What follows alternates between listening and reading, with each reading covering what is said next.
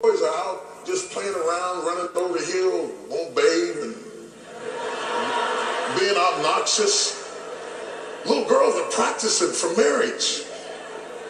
Susie homemakers, I know I'm dating myself, the young kids don't know what I'm talking about, practicing, cook stoves and everything, they're getting ready. At 5, they're getting ready. They're getting ready.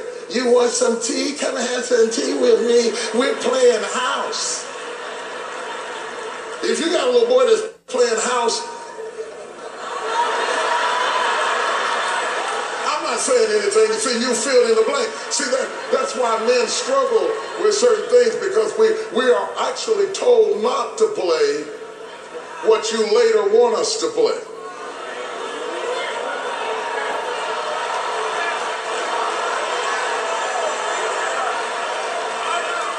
You've been playing house for years.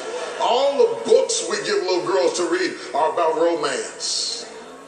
Oh, he swept Helen into his arms.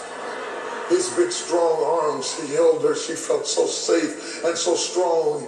He whisked her away from the violence, and as they rode off into the sunset and the twilight ebbed on the face of the evening tide, there was a deep and abiding peace down in her soul, for she knew Harry had come back into her arms again.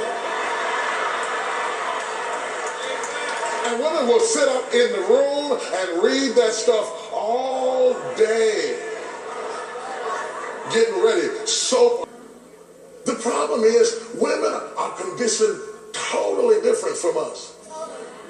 We didn't play house. We didn't read romantic books. School teachers didn't give us romantic books. They don't give romantic books to boys. They gave us books about spies, the Hardy Boys. Anybody read the Hardy Boys? You're reading about that and Huckleberry Finn and all kinds of crazy stuff. We didn't read anything about being a husband or a father or who we were supposed to be in the house. You've been practicing all of your life for a role that we have never been trained for.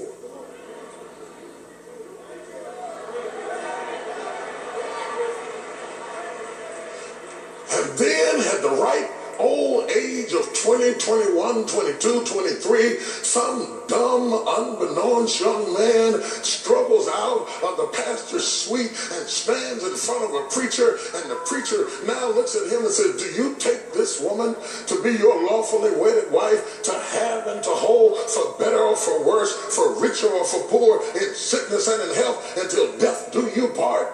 That dummy doesn't know what he's saying.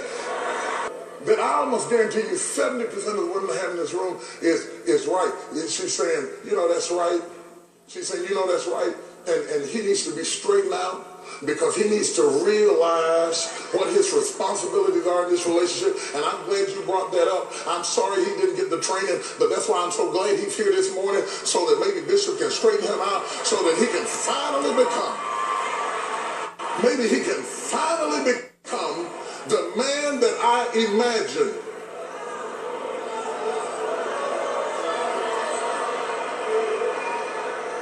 But God never meant for him to be the man that you imagine. What you imagine is no more real.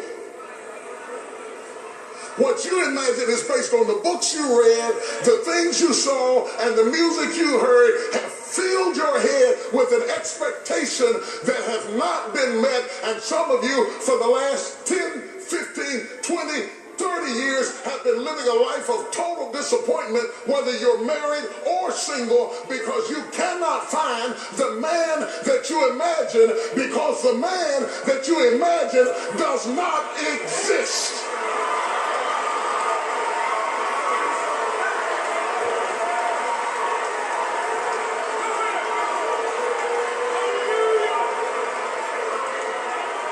And so you keep looking for him and looking on him and trying on men like you're trying on clothes. And he hurt me. He hurt me.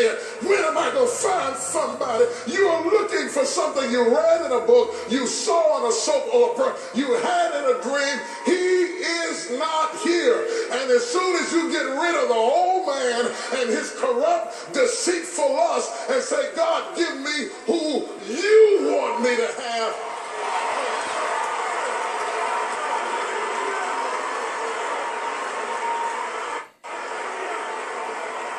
Tell somebody, say reality check. Because